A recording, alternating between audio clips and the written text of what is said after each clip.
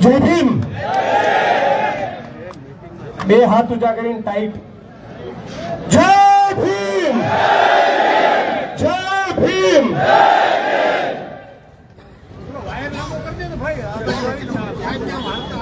આજે સવારે મને એક સપનું આવ્યું. અને મેં સપનામાં એક સુવર જોયું.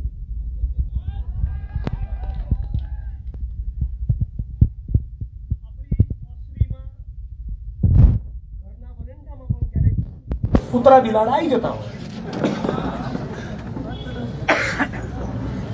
સુવરને જોયું. મેં પૂછ્યું શું નામ હતું? તો કે જગદીશ. જા તોડી લે, આવું બહુ તોડી લે, તોડી લે.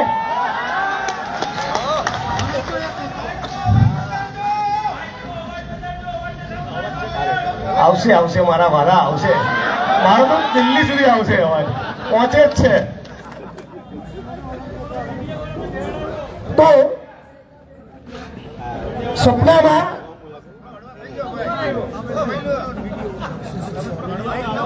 સપનાની અંદર એ જે ભૂંડ આવ્યું ને, એ ભૂંડનું નામ હતું જગદીશ ભૂંડ. પણ શું નામ હતું? બોલો શું નામ હતું?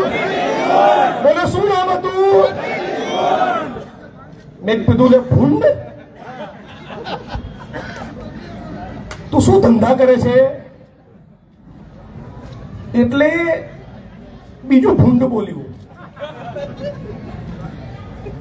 કે ભાઈ આ એટલું બધું વિકૃત ભૂંડ છે. સપનું છે ભાઈ, હું કોઈ વ્યક્તિની વાત કરતો. હું તો કોની વાત કરું છું? હું કોની વાત કરું છું ભાઈ? હું કયા પ્રાણીની વાત કરું છું? બહુ સરસ. મકવાણાભાઈ તો કાયદાના જાણકાર છે. કોઈ કાચો પાકો વકીલ તો રહેલો છે. આમાં કોઈ ભારતીય ન્યાય સંહિતાની કલમ એટ્રેક્ટ થતી? કેમ કે હું કોની વાત કરું છું?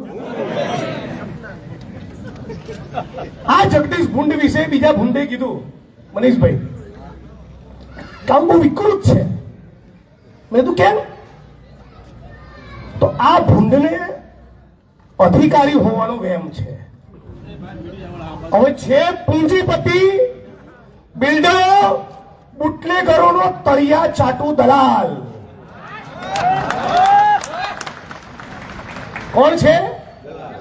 પૂંજીપતિ, બિલ્ડરો, બુટલેગરોનો તળિયા ચાટુ દલાલ છે. પણ વેમ છે એને સાહેબ હોવાનો. અને કેવી વિકૃત હરકત કરે છે? મને મળેલી માહિતી પ્રમાણે, અને હવે જે તમને માહિતી આપું છું એ માહિતી જિંદગીનો પહેલો ફોન કરી ગુજરાતના ગૃહમંત્રી હર્ષ સંઘવીને આપી છે.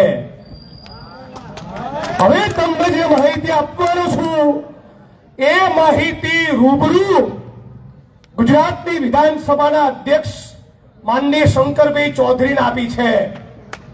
હવે જે તમને માહિતી આપવાનો છું એ માહિતી આજે સવારે અમદાવાદથી રાજકોટ આવતા રસ્તામાં રાજ્યના પોલીસ વડા મિસ્ટર રાવને આપી છે, રાજકોટના પોલીસ કમિશનરને આપી છે.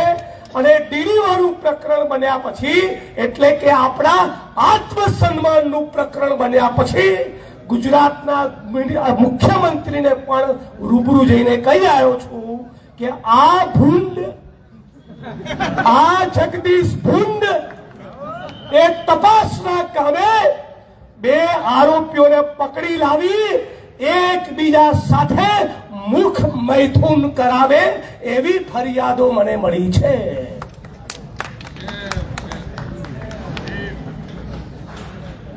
અને ગુજરાતના ગૃહમંત્રી, વિધાનસભાના સ્પીકર અને ગુજરાતના મુખ્યમંત્રીને જ્યારે મેં કહ્યું ત્યારે મેં એવું કહ્યું હતું કે માનનીય હર્ષભાઈ, ત્યારે માનની કીધું હતું, માનનીય હર્ષભાઈ, માનનીય મુખ્યમંત્રી શ્રી, મારા મા બાપ અને મારી 8 વર્ષની અને 3 વર્ષની દીકરી સમાન મારી ભત્રીજીઓની સોગંદ છે, જો હું ખોટું બોલું તો મને રાજકોટમાંથી નનામી આવી માહિતી મળી છે કે ત્યાં એક જગદીશ ભુંડ એ 2 આરોપીઓને એકબીજા સાથે ગુદા મૈથુન પણ કરાવે છે, મુખ મૈથુન કરાવે છે અને ગુસ્સી ટોકના એક આરોપીનો પગ તોડી નાખ્યો અને એક આરોપીની કિડની પણ ફેલ કરી નાખી છે.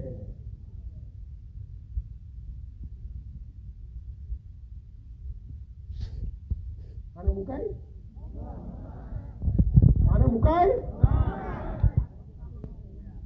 અમે મારી ભાષા વિશે તો ચર્ચા કરે જ છે, મીડિયા વાળા કરવા દે, નો ટેન્શન બી ટેન્શન છે કોઈને? કોઈ ટેન્શન નથી. અમને આના વગર કરંટ નહીં આવે, મને આવડે છે, અમને જો ડીલ કરતા આવડી ગયું છે. આપણે એક જ માંગણી કરવાની છે કે આ જગદીશયાની સામે ફોજદારી ગુનો દાખલ થવો જોઈએ. ટ્રાન્સફર નહીં, પર્યાપ્ત નથી. ટ્રાન્સફર, સસ્પેન્શન પણ પર્યાપ્ત નથી. એને ફોજદારી ગુનો દાખલ થાય, એના રિમાન્ડ માંગવામાં આવે અને જે જગ્યાએ ચરબી કુદાઈ છે એ જ જગ્યાએ એને રિમાન્ડના કામે લાવવામાં આવે, ત્યારે આ તરડી થશે.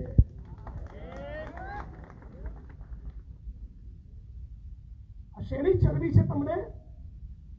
અને બંધ ચેમ્બરમાં તો ડીડીભાઈને તમે 2-4 વાક્યો સંભળાવી દીધા, અપમાનિત કરી દીધા. તારી માનું દૂધ પીધું હોય તો તારીખ નક્કી કર, સમય નક્કી કર. ચાલ તારી ચેમ્બરમાં હું આવું છું. ચાલ તારા સાહેબના છોડા કાઢું છું. તું કયા ખેતની મૂલી છે? ફરીથી બોલો.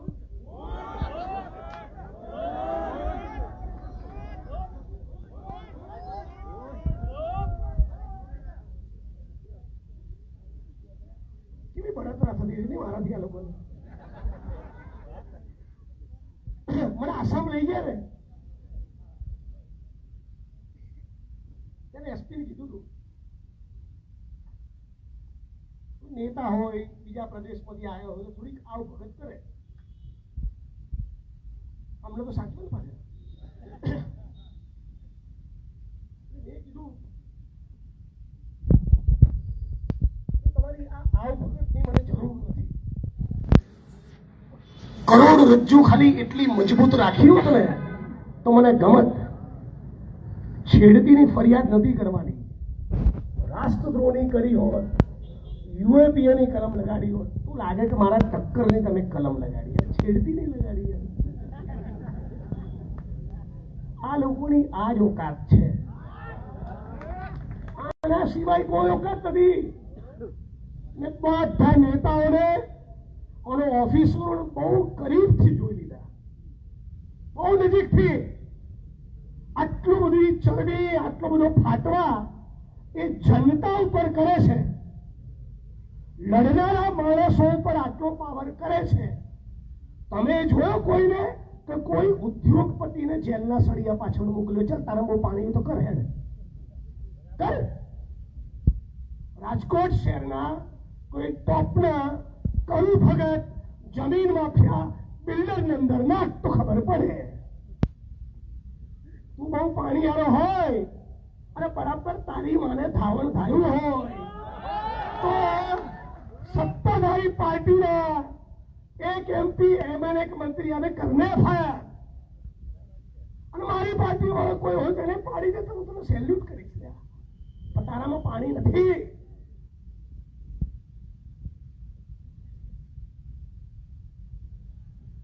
ક્રાઇમ બ્રાન્ચના લોકઅપની અંદર લોકોને ઉલટા લટકાવી ગુપ્તાંગો પર કરંટ આપવા બહુ સહેલા છે, પણ આ દેશની માટી સાથે ગદ્દારી કરનારા મોટા પૂંજીપતિ, બિલ્ડરો, ઉદ્યોગપતિઓ અને નેતાઓને એક દિવસ માટે પણ જેલનો આંટો ખવડાવો તો ખબર પડે કે કેટલા વિશે સોળ થાય અને તો ખબર પડે કે આના આઈએસ આઈપીએસ કહેવાય. તમારી બધી ચરબી, તમારો પાવર આમ જનતા આગળ નીકળે છે.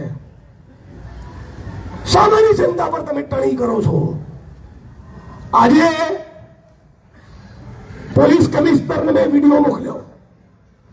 મેં અને ડીડી સોલંકી અને બીજા મિત્રો નરેશભાઈ સાગઠિયા વગેરે આજે રાજકોટ સિવિલની મુલાકાતે ગયા. કોરી પટેલ સમાજનો એક પત્રકાર, શું નામ? સુરેશ. કોરી પટેલ સમાજના પત્રકાર સુરેશભાઈ, એમનો વિડીયો લીધો છે મેં. અને એમણે શું કીધું? એમણે એવું કીધું કે કોઈક બિલ્ડરના ઈશારે મારી ઉપર 151 કરી ડીસીપી જગદીશ પાંડરવાએ 4 કલાક ઉલટો લટકાવી મને ગુપ્તાંગો ઉપર દંડા માર્યા અને મારા ગુદા ભાગમાં સંડાસ કરવાની જગ્યાએ પિચકારી મારી અંદર પેટ્રોલ ઘુસાડવાની કોશિશ કરી. આનો પટ્ટો સદા સદા કાળ માટે ઉતરી જવો જોઈએ, સદા કાળ માટે.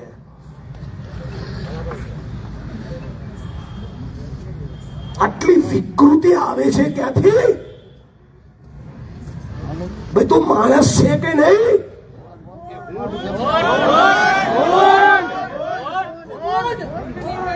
અને માનનીય મુખ્યમંત્રીને, માનનીય ગૃહમંત્રીને, રાજ્યના પોલીસ વડાને અને રાજકોટ શહેરના કમિશનરને આ જ શબ્દોમાં મેં કીધું છે. બધાને વિડીયો પર ફોરવર્ડ કર્યો કે જુઓ, આ અમારો બહુજન, કોરી પટેલ સમાજનો દીકરો, કોરી પટેલ સમાજનો પત્રકાર તમારા ડીસીપી ના કેવા આતંકનો ભોગ બન્યો છે કે એના ગુદા માર્ગમાં પેટ્રોલ ભરવાની કોશિશ કરી. નાલાયકો સાલાઓ મરી જાઓ. ખૂનની પેદાશ.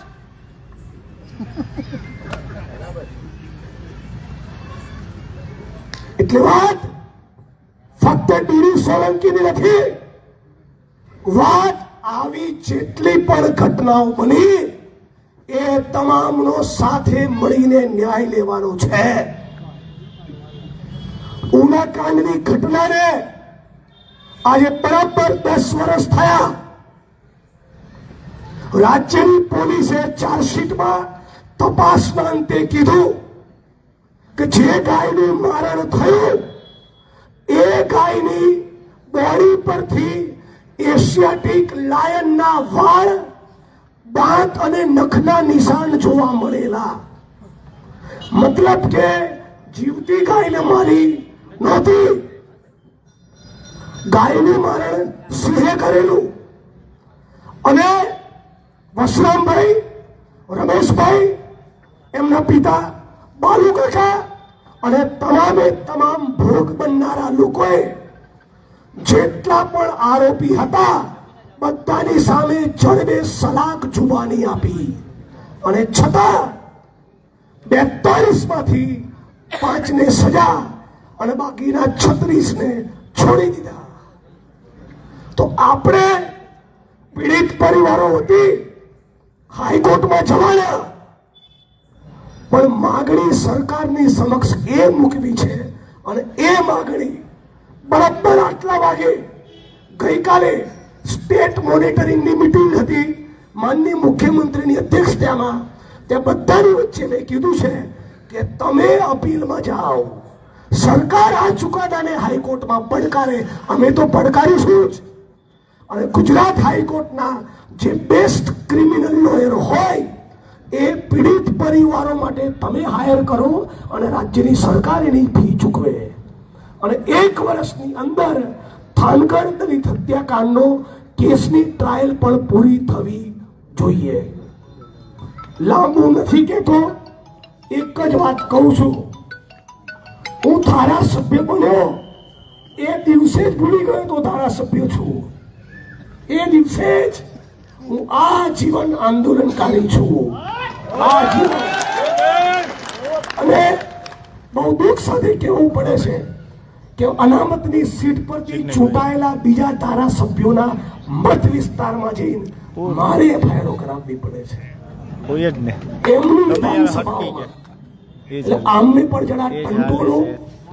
દરેક રાજકીય પક્ષ વાળાને મારી પાર્ટી વાળા હોય તો લપેટો. નો ટેન્શન. જાહેરમાં બોલું છું. જીનો ટેન્શન.